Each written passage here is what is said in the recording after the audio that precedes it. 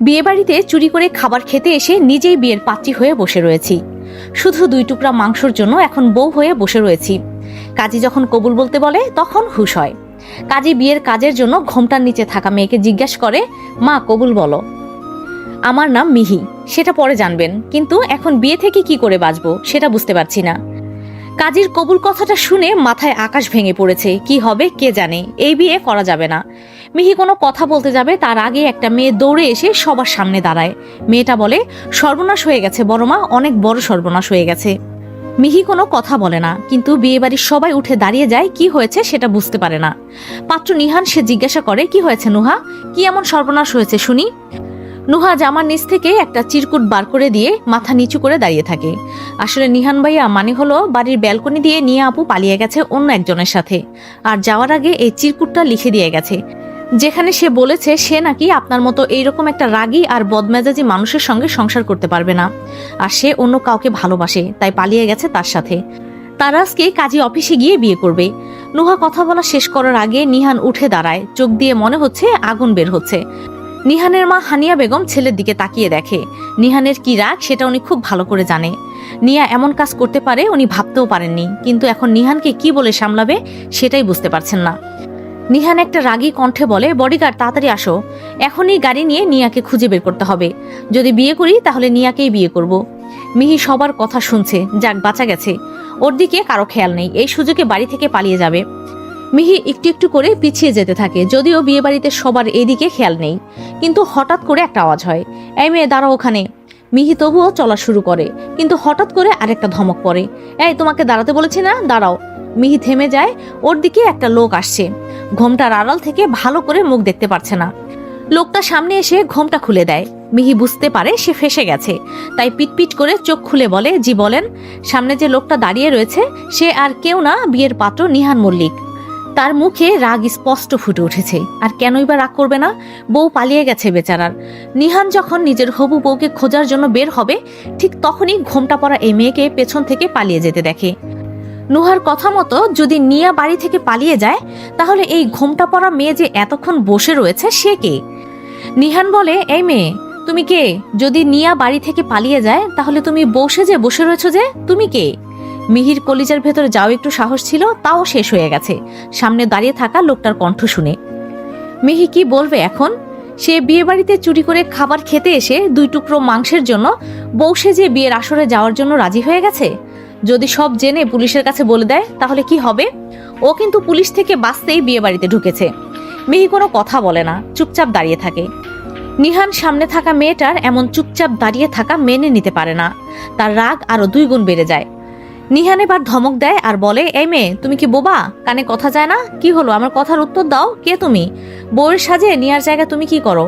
আমার নাম মিহি তালুকদার, অনার্সের 3য় বর্ষের ছাত্রী। পড়াশোনা অত ভালো না, প্রায় সব বিষয়ে ফেল করার মতো ছাত্রী আমি। তবে আমাদের একটা বন্ধুদের গ্রুপ রয়েছে, সেখানে আমরা 5 জন বন্ধু থাকি। সারা বলে, আরে মিহি দেখ কত বড় বিয়ে বাড়ি আর কত মানুষ, দেখ কত কত বডিগার্ড, যদি ধরা পড়ে যায়। মিহি গাড়ি থেকে নেমে দাঁড়ায়, পাশে থাকা সবার দিকে তাকায়। এক একটা ভিতুর ডিম। বিয়ে বাড়িতে চুরি করে খাবার আরো অনেক খেয়েছি, এটা নতুন না, তাহলে এত ভয় পাবো কেন? মিহি বলে, আরে ধুর, এত ভয় পেলে হয় নাকি? আর এত বড় বাড়ি মানে ভালো খাবার দেবে, চল ভেতরে আয়, আর পুরো বিশ্বাসের সাথে ঢুকে খাবার খেতে হবে, যাতে সন্দেহ না করে, বুঝলি? মিহি আর বন্ধুরা সবাই বিয়ে বাড়িতে ঢুকে যায়, যদিও কেউই সন্দেহ করে নাই। কেন করবে সন্দেহ, এত ভালো অভিনয় করেছে তারা। মিহি খাবার খেতে থাকে আর বলে, দেখ কত ভালো খাবার, কি টেস্ট, মনে হয় অনেক বড় লোকেরা। শুধু শুধু এতক্ষণ সবাই আসতে চাইছিলি না, দেখলি তো ভালো খাবার। আচ্ছা মিহি, তোর কেন চুরি করে খাবার খেতে হবে? তোর বাবার কত সম্পদ রয়েছে, তোর বাড়িতে এইসব খাবার রোজ রান্না হয়। আরে ধুর, আমার বাবা মানে হলো মাসুদ তালুকদার, সে বাবা না, একটা খাটাস লোক। আর আমার বাড়ি, ওইটা তো বাড়ি না, একটা আয়নাঘর। ওই বাড়িতে থাকা সম্ভব না, তাই তো এখানে থাকি। মিহি খাবার খেতে থাকে বিয়ে বাড়িতে, সবাই অনেক আনন্দ করছে। এই বাড়ির বড় ছেলে নিহান এবং এই এলাকার মন্ত্রী নিহান মল্লিক, তার বিয়ে। নিহানের বিয়ে হচ্ছে তার চাচাতো বোন নিয়ার সাথে। তারা এক বাড়িতে থাকে, ছোটবেলা থেকে বিয়ের কথা ঠিক হয়ে গেছে, তাই এখন বড় হয়ে বিয়ে হচ্ছে। শহরের একটা বড় হোটেলে মন্ত্রীর বিয়ে বলে কথা। বরের গাড়িও পৌঁছে গেছে, সবাই আনন্দ করছে, কিন্তু নিয়া নিজের রুমে বসে রয়েছে। তার চোখে শুধু চিন্তা রয়েছে, কারণ এ বিয়ে সে করতে চায় না। নিয়া কাউকে অনেকবার ফোন করছে, অবশেষে একজন ওর দরজার কাছে আসে। এখন সবাই বর দেখতে বিজি, তাই আশেপাশে কেউ নাই। নিয়া দরজা খুলে বলে, এত দেরি করলে কেন আসতে? তুমি জানো কত টেনশন হচ্ছিল আমার। আরে নিয়া, তুমি টেনশন করো না, সব ঠিক হয়ে যাবে। আসলে বরের গাড়ি আসতে দেরি হয়েছে তো তাই। আর আমাকে নিহানের সাথে আসতে হয়েছে, ওর বন্ধু বলে কথা তাই। নিয়া যাকে ভালোবাসে সে আর কেউ না বরং নিহানের বন্ধু রায়ান। নিয়া কান্না করতে করতে রায়ানকে জড়িয়ে ধরে আর বলে, রায়ান, আমি এই বিয়ে করতে পারবো না, আমি তোমাকে ভালোবাসি, নিহানকে না। তুমি টেনশন করো না নিয়া, আমি তোমাকে নিয়ে যাব। কিন্তু নিহান কি করবে সেটা বুঝতে পারছো তুমি? নিহান ভাই কি করবে সেটা আমি জানি না, কিন্তু তুমি যদি আমাকে বিয়ে না করো তাহলে আমি মরে যাব। আর নিহান ভাইয়ের মতো রাগী আর বদমেজাজি মানুষের সাথে আমি থাকতে পারবো না। তোমাকে থাকতে হবে না নিহানের সাথে, আমি তোমাকে নিয়ে যাব ঠিক, কিন্তু এখন চলো, তুমি ব্যালকনি দিয়ে বাড়ির বাগানের পেছনে যাবে আর আমি বাইরে দিয়ে, তাহলে কেউ আমাকে সন্দেহ করবে না। তুমি যাও, আমি আসছি। রায়ান দরজা খুলে রুম থেকে বের হয়ে যায় আর নিয়া ব্যালকনি দিয়ে দড়ি ঝুলিয়ে বের হয়। মিহি খাবার শেষ করে হাত ধৌত করার জন্য বাড়ির পেছনের দিকে আসে। তখন হাত ধুয়ে চলে যাবে, হঠাৎ করে একটা মেয়ের সাথে ধাক্কা লাগে। মেয়েটার পরনে দামি গয়না শাড়ি রয়েছে বলেই মনে হচ্ছে। মিহি বলে, তোমাকে দেখে মনে হচ্ছে তুমি বউ, আসলে এখানে কি করছো? এই, তুমি কি বিয়ে বাড়ি থেকে পালিয়ে যাচ্ছ? নিয়া ভয় পেয়ে যায়, যদি এই মেয়ে সত্যি জেনে যায় তাহলে সবাইকে বলে দেবে, তখন ওই রাগী নিহালের সাথে ওর বিয়ে হয়ে যাবে। নিয়া বলে, আরে ধুর, আমি পালিয়ে যাব কেন? শুধু ডিরেক্টর বলেছে বাড়িতে যেতে, আসলে আমাকে বিয়ের সাথে বউ বউ লাগছে তাই না? এই নাটক আমি করতে পারবো না, সেজন্যই চলে যাচ্ছি। কি নাটক মানে? তুমি জানো না এটা বিয়ে বাড়ি না, নাটক হচ্ছে এখানে, খাওয়া দাওয়া সব নাটকের শুটিং হচ্ছে। কিন্তু সারা বলল যে বিয়ে বাড়ি।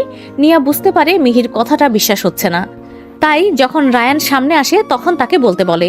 রায়ান নিয়ার কথা বুঝতে পারে, সেও মিহিকে বলে এখানে নাটক চলছে। যদিও মিহি কোনো কথা বুঝতে পারে না, রায়ানের মাথায় একটা বুদ্ধি আসে। রায়ান বলে, দেখো, এখন যখন এই মেয়েকে ডিরেক্টর রিজেক্ট করে দিয়েছে তাহলে বউ হিসাবে কাউকে তো অভিনয় করতে হবে। তুমি যদি অভিনয় করো তাহলে টাকা দিবে, তোমাকে আবার ফ্রিতে খেতেও দেবে। সত্যি খাবার খেতে দিবে? দিবে। তুমি যত চাও ততই খেতে পারবে, আর টাকাও দেবে। তাহলে তুমি রাজি? মিহি রাজি হয়ে যায়, যদি খেতে দেয় তাহলে ভালো। এমনি এই বিয়েবাড়ির রান্না অনেক ভালো হয়েছে, আর টাকা দেবে। মিহির বাবা যেই খাটাস, যে টাকা দিয়েছে তাতে ওর পুরো মাস চলবে না, তাই এই টাকা দিয়ে চলতে পারবে, তাই রাজি হয়ে যায়। রায়ান নিয়াকে গাড়িতে বসায় আর মিহিকে রুম দেখিয়ে দেয় যাতে সে সেখানে গিয়ে রেডি হতে পারে, আর বলে যাতে ঘোমটা দিয়ে থাকতে, যাতে কেউ না দেখে মুখ। নিহান মিহির কথা শুনে রাগ আরো বেড়ে যায়। সাহস কি করে হয় মেয়েটার এরকম নাটক করার? নিহান বলে, এই মেয়ে, তোমার কি এসব নাটক মনে হচ্ছে? এই বাড়িতে এত লোক, সব আসল, আর বিয়ে বাড়িতে চুরি করে খাবার খেতে এসেছো? মানে চোর তুমি? নিহানের রাগ দেখে ওর পিএস ছুটে আসে আর বলে, স্যার, বাইরে সাংবাদিক রয়েছে, সবাই কথা শুরু করে দিয়েছে, এখন কি করব স্যার? রায়ান এটা কি করে করতে পারলো? ও জানে এই বিয়েটা কতটা জরুরি ছিল, সামনে নির্বাচন রয়েছে, রায়ানকে আমি ছাড়বো না। কিন্তু স্যার, এখন কি করব? একটা কাজ করো, তুমি সবাইকে বলে দাও বিয়ে হবে, আর সাংবাদিককে ম্যানেজ করো।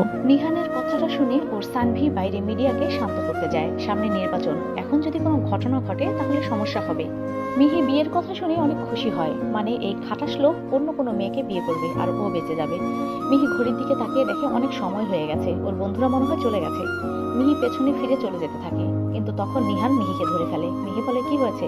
এরকম করে হাত ধরলেন কেন? আমাকে যেতে হবে।